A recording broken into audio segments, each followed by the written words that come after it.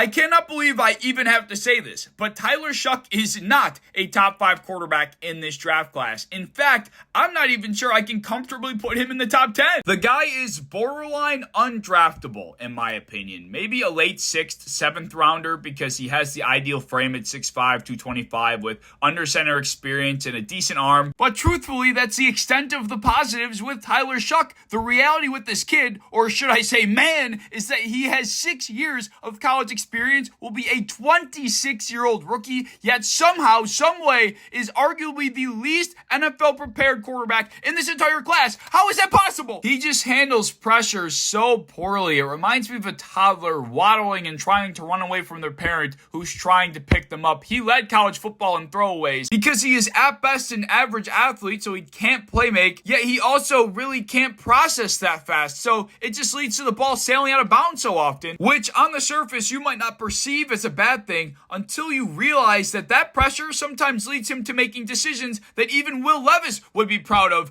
What was that? But I think the real reason why people are falling for Shough is because next to Cam Ward, he arguably has the second best arm, maybe third if you throw Milroe in there, which in the context of this draft class is very attractive. But this draft class has a bunch of noodle arms. If you look at it from the lens of the NFL, none of these guys' arms are that live, are that attractive. The question I have continuously asked throughout this entire cycle is, where would these guys have gotten drafted last year? And if Spencer Rattler went in the 4th round, Tyler Shough, like I said, probably is a 6th, 7th, maybe even undrafted free agent. This is all without mentioning that he has had many devastating injuries. Broken fibula, broken collarbone. He has never played a full season in college. So we're looking at a guy that has like a Will Levis, Anthony Richardson level floor, yet has the ceiling of like Kyle Trask. Honestly, that's I think as high as it gets. Respectfully, if you think there's somehow starter material here, you need to get your bifocals checked because the only thing you should be seeing are a bunch of red flags. A 26-year-old rookie that will be 30 by the time his first contract's up, that plays with the experience level of a 19-year-old, that comes with nothing but a decent arm, mid-athleticism, and a ton of devastating injury history. This deadass looks like someone trying to play quarterback in a corny-ass Netflix show. Like, what are we doing?